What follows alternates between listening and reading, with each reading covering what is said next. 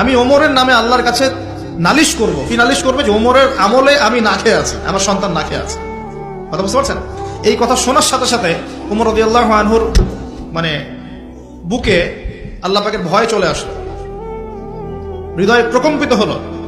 প্রকম্পিত হওয়ার পর তিনি নিজে চলে গেলেন মদিনায়, যেটাকে বলি আমরা বাইতুল মাল, মানে রাষ্ট্রীয় সম্পদ যেখানে থাকতো ওটাকে বাইতুল মাল বলা হতো। সেখান থেকে একটা আটার বস্তা নিজের কাঁধে উঠিয়েছেন, উঠিয়ে নিজে পায়ে হেঁটে ওই মহিলার বাসায় যাচ্ছেন। তার পাশে থাকা একজন সাহাবী, তিনি বলছেন, তার নাম আসলাম রাদিয়াল্লাহু আনহু, তিনি বলছেন যে ইয়া আমিরুল মুমিনিন, হে আমিরুল মুমিনিন, আমাকে দিন, আনা আহমিলুক, আমি এটাকে বহন করে নিয়ে যাই। আপনি চলেন, সাথে সমস্যা নেই, আমি বহন করে নিয়ে যাই অ্যাটলিস্ট।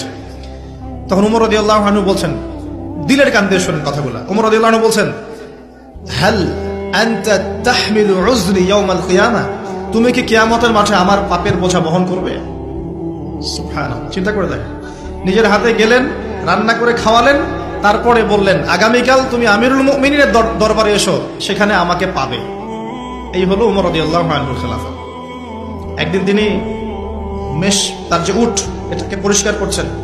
আলী রাদিয়াল্লাহু আনহু দেখে বলছেন, আমিরুল মুমিনিন, আপনি পরবর্তী জেনারেশনের জন্য অনেক কঠিন আদর্শ রেখে যাচ্ছেন। আপনি এত কাজ করছেন, তারপরে নিজের কাজও নিজে করছেন। তখন ওমর রাদিয়াল্লাহু আনহু বলছেন, ওয়ালা তালুমুনি ইয়া আবুল হাসান, হে আবুল হাসান, আমাকে এভাবে বিব্রত করো না, কারণ আমি ভয় করি যে আমি যে অর্ধবিশ্ব শাসন করছি, তারপরে আমি ভয় করি যে আমার এই শাসনের আন্ডারে যদি একটা রাখালও না খেয়ে মারা যায়, আমি ভয় করি আল্লাহ এর জন্য আমাকে জবাবদিহি করাবে। আরেকটা বলে শেষ করে দিই, আমর ইবনে আস রাদিয়াল্লাহু আনহু, তিনি একজন গভর্নর, কোথাকার? মিশরের।